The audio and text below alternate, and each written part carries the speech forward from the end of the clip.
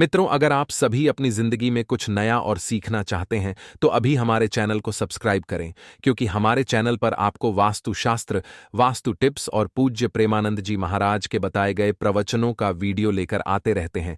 तो इसीलिए अगर आप लोग हमारे चैनल को सब्सक्राइब करके रखे रहेंगे तो हमारी जैसी ही वीडियो अपलोड होगी सबसे पहले आप लोगों तक पहुंचेगी। तो चलिए मित्रों, आपका ज्यादा समय नष्ट न करते हुए आज की वीडियो की शुरुआत करते हैं। मित्रों, आज हम एक ऐसे विषय पर बात करेंगे जो बहुत ही साधारण लगता है, लेकिन इसके पीछे एक बहुत बड़ा कारण और गूढ़ संकेत छिपा होता है। आपने देखा होगा कि बहुत सी महिलाएं रोज सुबह उठकर अपने घर के दरवाजे पर जल छिड़कती हैं। कुछ लोग इसे एक परंपरा मानते हैं, कुछ लोग इसे आध्यात्मिक प्रक्रिया मानते हैं, तो कुछ लोग बिना सोचे समझे बस कर लेते हैं। लेकिन क्या आप जानते हैं कि इस क्रिया के पीछे क्या वास्तु दोष छिपे हो सकते हैं? क्या आप जानते हैं कि प्रेमानंद जी महाराज ने इस विषय पर क्या कहा है? क्या आप जानते हैं कि जिन स्त्रियों ने यह क्रिया सालों से अपनाई है, उनके जीवन में क्या परिणाम आए हैं? मित्रों, जब कोई महिला रोज सुबह उठकर जल लेकर घर के बाहर छिड़कती है, तो वह एक संदेश देती है। ब्रह्मांड को उस जल के माध्यम से वह अपनी ऊर्जा को बाहर निकालती है। लेकिन यदि यह प्रक्रिया सही ढंग से न की जाए, सही दिशा में न की जाए या बिना किसी सकारात्मक संकल्प के की जाए, तो यह जल उल्टा प्रभाव भी दे सकता है। जल केवल पानी नहीं होता, जल एक संवाहक होता है, ऊर्जा को वहन करने वाला एक माध्यम। और जब वह गलत दिशा में बहाया जाता है, तो जीवन में गलत परिणाम आने शुरू हो जाते हैं। प्रेमानंद जी महाराज ने हाल ही में एक प्रवचन में कहा था कि जो महिलाएं सुबह सुबह बिना स्नान किए, बिना कोई मंत्र या भावना के बस यूं ही दरवाजे पर जल छिड़कती हैं, उनके घर में कई प्रकार की समस्याएं आने लगती हैं। सबसे पहले घर का वास्तु संतुलन बिगड़ने लगता है। दूसरा, धन की स्थिरता घर में नहीं टिकती। तीसरा, पारिवारिक कलह धीरे धीरे बढ़ता है। और चौथा, घर की ऊर्जा शुद्ध नहीं रहती। मित्रों, कई लोग मानते हैं कि जल छिड़कने से घर की नकारात्मकता बाहर जाती है, लेकिन यदि इसे सही नियम और भावना से न किया जाए तो वही जल घर की शांति को भी नष्ट कर सकता है। यह बात बहुत कम लोग जानते हैं कि जल छिड़कने का समय, दिशा और भावना तीनों बहुत मायने रखते हैं। एक महिला ने प्रेमानंद जी महाराज को पत्र लिखकर बताया कि वह पिछले 20 वर्षों से रोज सुबह उठकर अपने दरवाजे पर जल छिड़कती रही, लेकिन उसके घर में हमेशा धन की कमी बनी रही, पति और बच्चों के साथ संबंधों में खटास बनी रही और मानसिक अशांति कभी भी कम नहीं हुई। जब उसने प्रेमानंद जी महाराज के सत्संग में यह प्रश्न पूछा कि आखिर वह क्या भूल कर रही है, तब महाराज ने मुस्कुराते हुए कहा, बहन, तुम जल छिड़क रही हो, लेकिन जल के साथ साथ जो कंपन बाहर जा रही है वह अशुद्धता की है, भय की है, अधूरी भावना की है। जल तो एक माध्यम है, लेकिन तुम उसके माध्यम से क्या छोड़ रही हो, यह सबसे महत्वपूर्ण है मित्रों। इसी तरह एक दूसरी महिला ने बताया कि वह अपने घर के बाहर रोज जल छिड़कती थी, लेकिन बिना किसी मंत्र, बिना किसी सोच के, बस यह मानकर कि यह एक पुरानी परंपरा है। धीरे धीरे उसके पति का व्यवसाय गिरने लगा, घर में बार बार बहसें होने लगीं, बच्चे बीमार रहने लगे। जब वह एक संत के पास गई और अपने कार्यों की सूची उन्हें बताई, तब उन्होंने केवल एक प्रश्न पूछा, क्या तुम जल छिड़कती हो? और जब उसने हां कहा तो संत ने कहा, तुम्हें सबसे पहले यह समझना होगा कि जल छिड़कना कोई खेल नहीं है, यह एक ऊर्जा का प्रसारण है। इसे तभी करना चाहिए जब तुम पूरी तरह से शुद्ध हो, शरीर से, मन से और भावना से। मित्रों, क्या आप जानते हैं कि सुबह जल छिड़कना एक प्रकार से ब्रह्मांड से संवाद करने जैसा है? आप जैसे ही जल छिड़कते हो, आपकी चेतना, आपकी भावना और आपका संकल्प उस जल के साथ मिलकर वातावरण में फैलता है। यदि आप उस समय क्रोधित हैं, दुखी हैं या भ्रमित हैं, तो वह जल नकारात्मक ऊर्जा को और अधिक फैला देता है। और यही वह भूल है जो लाखों महिलाएं रोज करती हैं, बिना यह जाने कि उनका यह छोटा सा कार्य उनके पूरे घर पर प्रभाव डाल रहा है। अब सवाल यह उठता है, सही तरीका क्या है? क्या केवल जल छिड़कना ही समस्या है, या उसके पीछे की प्रक्रिया भी? मित्रों, जल छिड़कने से पहले कौन से मंत्र बोले जाएं, किस दिशा में जल को डाला जाए, किस भावना से इसे किया जाए, यह सब हम इस वीडियो के अगले भाग में विस्तार से जानेंगे। लेकिन अभी आपको यह समझना जरूरी है कि जल छिड़कने की यह आदत अगर सही तरीके से न की जाए तो यह न केवल वास्तु दोष उत्पन्न कर सकती है, बल्कि घर में धन की हानि, संबंधों में खटास और जीवन में मानसिक अशांति ला सकती है। मित्रों, आपने देखा होगा कि कई स्त्रियां जल छिड़कने के तुरंत बाद झाड़ू लगाने लगती हैं। कुछ लोग तो जल के साथ नमक भी मिलाकर छिड़कते हैं, लेकिन बिना यह समझे कि कौन सा तत्व किस ऊर्जा को सक्रिय करता है, वे ऐसा करना शुरू कर देते हैं। और फिर जब जीवन में परेशानियां बढ़ती हैं तो लोग सोचते हैं कि कोई टोटका काम नहीं कर रहा, जबकि समस्या यह है कि बिना ज्ञान के किए गए टोटके उल्टा प्रभाव डालते हैं। प्रेमानंद जी महाराज ने एक और बात कही थी, जल छिड़कने से पहले स्त्री को यह ध्यान रखना चाहिए कि वह स्वयं शुद्ध हो, घर का वातावरण शांत हो और मन में कोई नकारात्मक विचार न हो। यदि वह जल छिड़कते समय अपने मन में भय, चिंता या द्वेष रखती है तो वह जल उस ऊर्जा को और बढ़ा देता है। मित्रों, अब प्रश्न यह उठता है कि क्या हर महिला को जल छिड़कना चाहिए? क्या यह केवल एक परंपरा है या इसका वैज्ञानिक और आध्यात्मिक आधार भी है? क्या जल छिड़कने से सच में धन आता है या इसके लिए और भी कुछ करना पड़ता है? क्या यह प्रक्रिया स्त्रियों के लिए विशेष है या पुरुष भी इसे कर सकते हैं? और यदि हम इसे गलत तरीके से कर रहे हैं तो इससे बचने के उपाय क्या हैं? मित्रों, इन सभी प्रश्नों का उत्तर प्रेमानंद जी महाराज ने अपने प्रवचन के अंत में बड़े ही सुंदर और सरल शब्दों में दिया था। उन्होंने बताया कि कौन सी 5 प्रमुख गलतियां महिलाएं जल छिड़कते समय करती हैं और कैसे इन गलतियों को समय रहते सुधार लिया जाए तो जीवन में चमत्कारी परिवर्तन देखने को मिलते हैं। अब आप ध्यान से सोचिए, क्या आप भी उन स्त्रियों में से हैं जो रोज सुबह सुबह जल छिड़कती हैं?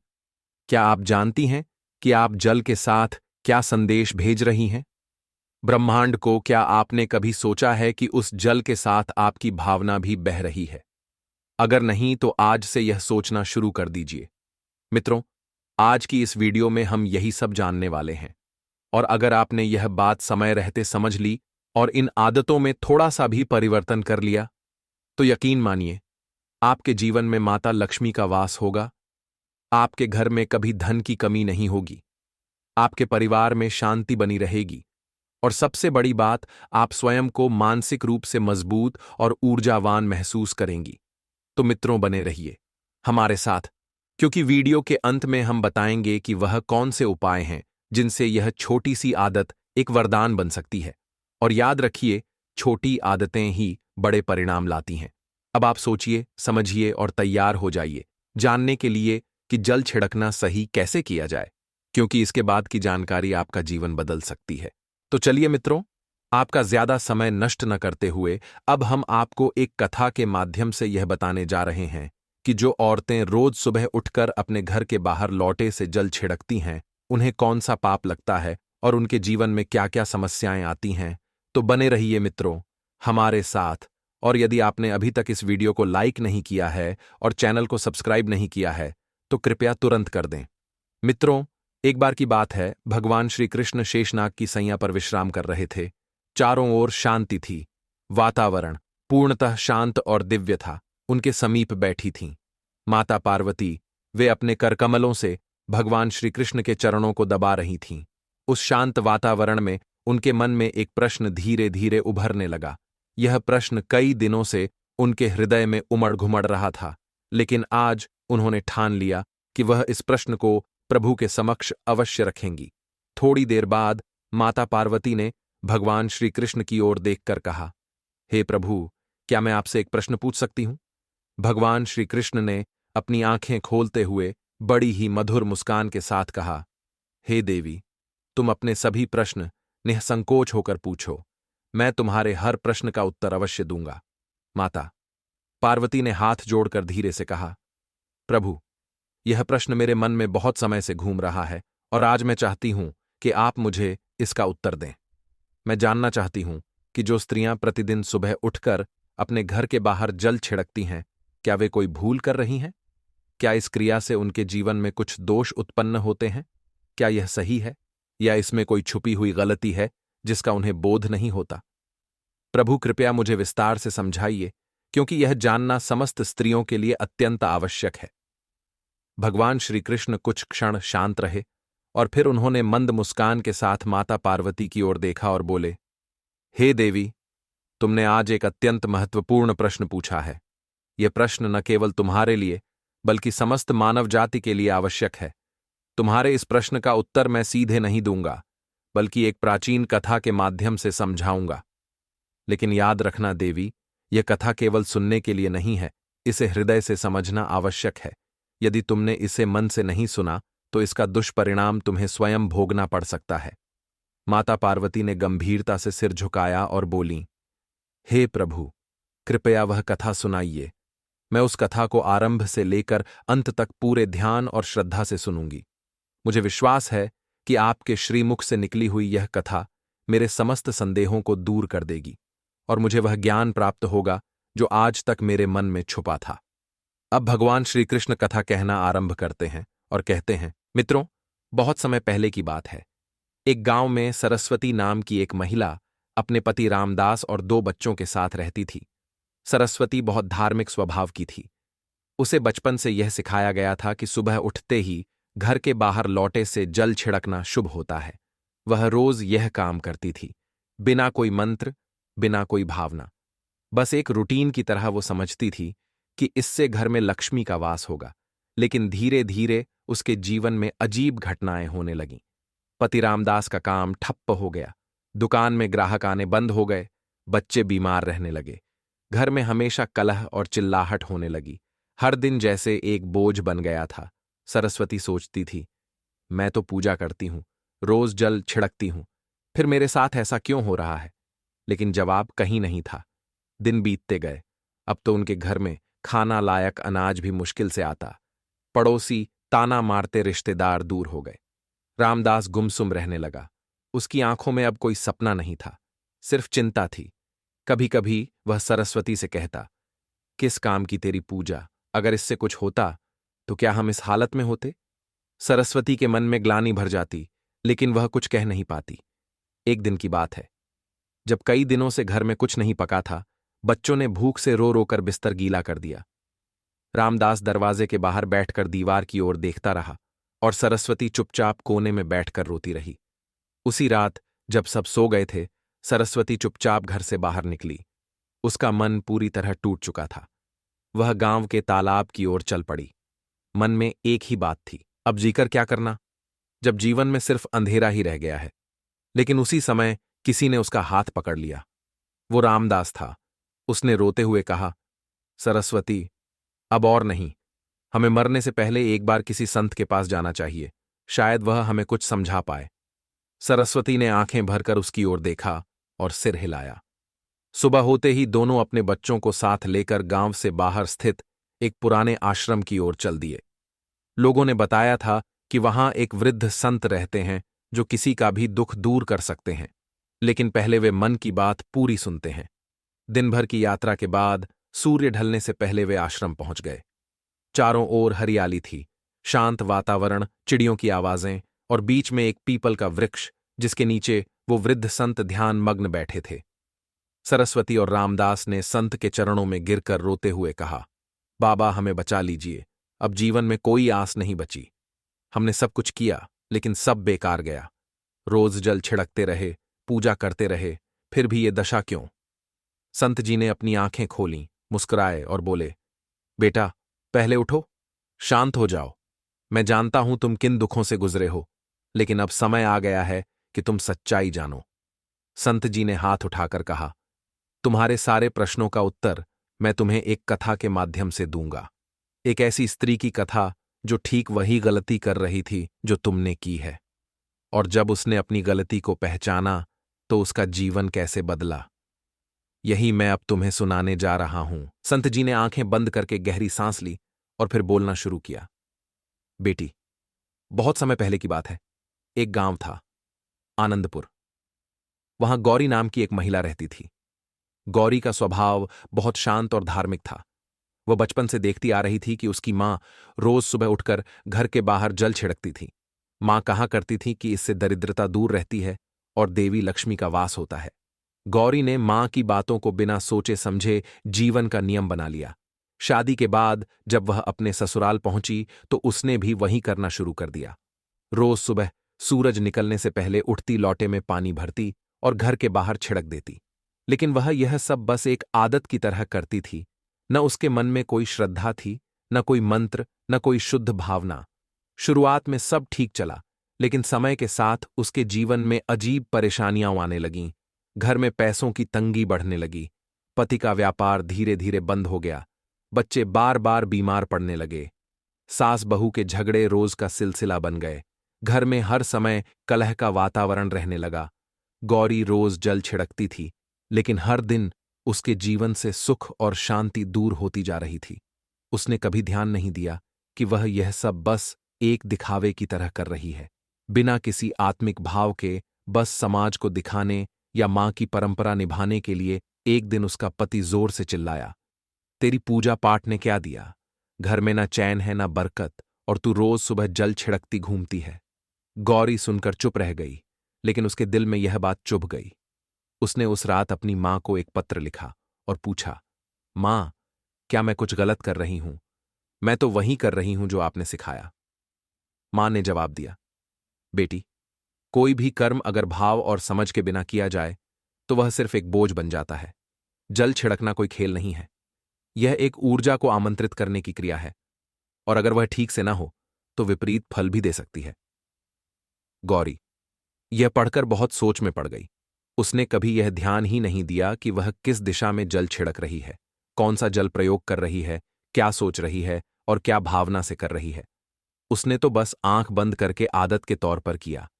धीरे धीरे घर की स्थिति और बिगड़ने लगी। अब तो कभी दूध नहीं आता, कभी चूल्हा नहीं जलता। रिश्तेदार ताने मारते, पड़ोसी मुंह फेर लेते। एक दिन तो ऐसा आया जब उसके पति ने कहा, गौरी, अब ये घर नहीं चल पाएगा। मैं बाहर जाकर मजदूरी करूंगा, लेकिन ये पूजा पाठ बंद कर दे। गौरी का मन टूट गया था। उसकी आंखों में पानी भर आया। वह सोचती रही, क्या सच में मैं ही सबकी परेशानी की वजह हूं? उसी रात उसने ठान लिया कि वह सच्चाई जाने बिना नहीं मानेगी। सुबह होते ही वह गांव के बाहर स्थित एक आश्रम की ओर निकल पड़ी। वहां एक प्रसिद्ध संत रहते थे, जिनके बारे में कहा जाता था कि वे हर प्रश्न का उत्तर कथा के माध्यम से देते हैं। जब गौरी आश्रम पहुंची तो उसने संत जी के चरणों में गिरकर कहा, बाबा, मुझे बचा लीजिए। मैंने जो कुछ किया वह सब निष्फल गया। कृपया मुझे बताइए कि मेरी गलती क्या थी। संत जी ने धीरे से आंखें खोलीं, मुस्कराए और बोले, बेटी, तूने जो किया उसमें भावना नहीं थी, विधि नहीं थी, दिशा नहीं थी। जब तू घर के बाहर जल छिड़कती थी तो उसमें ऊर्जा को आमंत्रित करने की कोई तैयारी नहीं होती थी। बस एक क्रिया थी, जैसे बिना दीपक में बाती डाले उसे जलाने की कोशिश करना। संत जी ने कहा, जल छिड़कने से पहले स्नान करना जरूरी है ताकि शरीर शुद्ध हो। जल में गंगा जल या तुलसी डालना चाहिए ताकि उसमें पवित्रता आए। छिड़कते समय मन शांत हो और यह भावना हो कि इस जल से मैं घर के बाहर फैली हुई नकारात्मक ऊर्जा को दूर कर रही हूं। अगर यह सब नहीं है तो यह जल घर की शांति नहीं बल्कि और अशांति को बुलाता है। गौरी की आंखों से अश्रुधारा बहने लगी। उसने संत जी से कहा, बाबा, मुझे क्षमा करें, मैंने अज्ञानता में यह सब किया। अब मैं सब कुछ ठीक करना चाहती हूं। संत जी ने सिर पर हाथ फेरते हुए कहा, बेटी, अभी भी समय है। जब तक जीवन है तब तक सुधार संभव है। जा, अपने घर लौट और सच्ची श्रद्धा से, विधि विधान से जल छिड़क। हर दिन मन में ये भावना रख कि आज मैं अपने घर से दरिद्रता, कलह और क्लेश को निकाल रही हूं और शुभ ऊर्जा का स्वागत कर रही हूं। गौरी ने संत जी के चरण पकड़ लिए। कुछ दिनों बाद जब वह वापस अपने घर लौटी तो उसने सब कुछ बदला। सुबह उठकर स्नान करती, तुलसी मिला, पवित्र जल लेती, भगवान का स्मरण करके मुख्य द्वार के चारों कोनों पर जल छिड़कती।